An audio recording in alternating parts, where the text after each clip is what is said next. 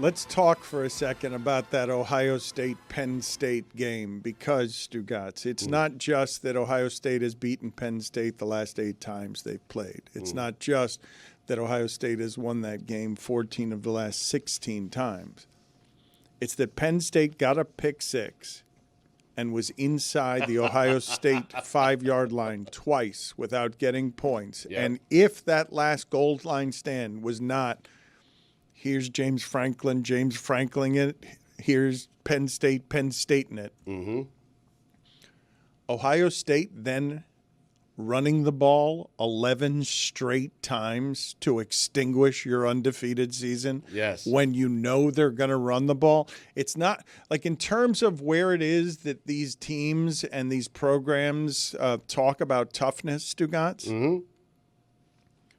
I don't know that beating an opponent can feel better than doing it that way in their house at the end, where it's like goal line stand. Yep. You can't get a couple of yards on 4 downs. You can't get a couple of yards. And then furthermore, we're going to run the ball 11 straight times to finish this football game. You know we're going to run the ball. We're going to use up all your timeouts, and you're not going to be able to do anything about it. Your crowd is just going to sit there and watch you be Penn State again. It has to be a great feeling to do something. Everyone knows you're going to do it. The opposing team knows you're going to do it, and yet you still do it.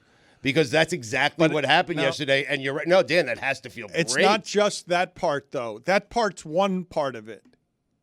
Because, yes, it feels great to no-look pass for Cooper Kupp in the Super Bowl when Cooper Kupp's your only receiver and everyone's trying to defend Cooper Kupp. But in that sport, to do it physically. Yes. It's not just that they know what's coming and cannot stop it.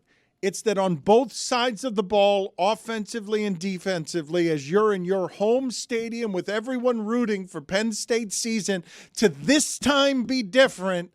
No, it's not. Here is Ohio State being more physical than you on both sides of the ball in a way that is a physical manhandling, and then has at the end of the game James Franklin yelling at his own fans to say their names so that he can get mad at them, because he's been great, Stugotz, for Penn State, but he cannot win this game. This is not a He never wins this game. He never wins this game. You're talking about imposing your will on another team. Yes, it's a bad way for James Franklin to lose this particular game. What I'm saying, though, is where it is that this dominance resides on the people who have run college football over the last 5 years. Alabama, Georgia, Clemson, Ohio State. Like Michigan will sneak in there. Yep. But in terms of what's been the top of the sport for the last 5 to 8 years, it can't ever be Penn State, because they can't get past this team.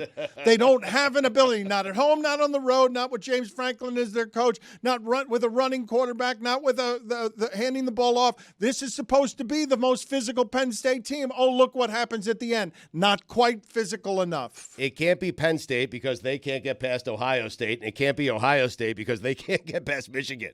I mean, it's crazy, man. Michigan snuck in there also not being able to beat Ohio State. Yes. Michigan snuck in and won a championship, but the best team for a while. Man, Ryan Day's done an awful lot of winning and still feels pressure cooker heat because hasn't won the championship from the Alabamas and the Georgias in a way that will solidify him forever. I hear him talk after games. It feels more like relief than it is joy. But I think that's what it is at Ohio State for Ryan Day. He's 63-9 as a head coach, Dan, and people still want him to be fired. He's 63-9. He makes the playoff all the time, and yet after every game, what you're hearing is exactly that. You're right, because I sense it too. It's relief. It's not, hey, happy we won. It's relief we didn't lose. But when he is saying after that game, that's as good a locker room as I've ever felt after a game, the reason for that is how it ended. You went into that place and physicaled a team that thought that they were on your level, and they're not. Right. And the difference in that game, you got to pick six, Stugotz. Your defense played good enough to win that football game, but at the end, on the road, when you've got your home fans hoping, this is the year it's going to be different. They just run the ball 11 times and squeeze everything out of your undefeated season. The James Franklin Penn State thing has always been curious to me because I feel like he does a good job there. He generally avoids losing the dumb ones. And, yeah, he loses against top 5 teams, but how many of those is he entering as a favorite? I'm genuinely asking. They're right where they should be. I understand why Ohio State fans are always frustrated with Ryan Day. I get that one a little bit more. You can make an argument that's the best job in the country, given resources, given location, talent-rich recruiting base, huge alumni base, great students. But Penn State, you're right where you need to be. You don't have a divine right to being in the CFP conversation. In fact, they changed the rules so your brand can just keep doing what it's been doing, which is be good, not quite good enough.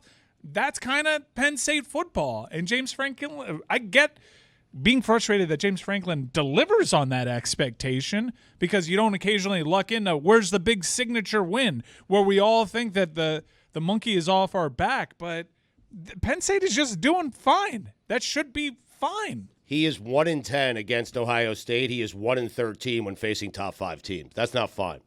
Penn State has a different standard, Mike. You know this. No, let me tell you what he is. It's hard to beat top 5 teams. I get it. But no, I'll tell you what he is.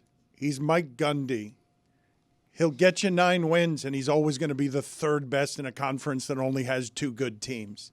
Only 2 good teams nationally regarded. He'll always bring you 3rd best, and he's got a $56 million buyout, and he's making $8 million a year. He's brought there not just to resuscitate that after the worst sports scandal that we have seen, but he was also supposed to take a leap he can't take because he can't beat any of those top 5 teams. For a big program, it's hard to recruit at that level against the other elite schools. I think he's doing fine.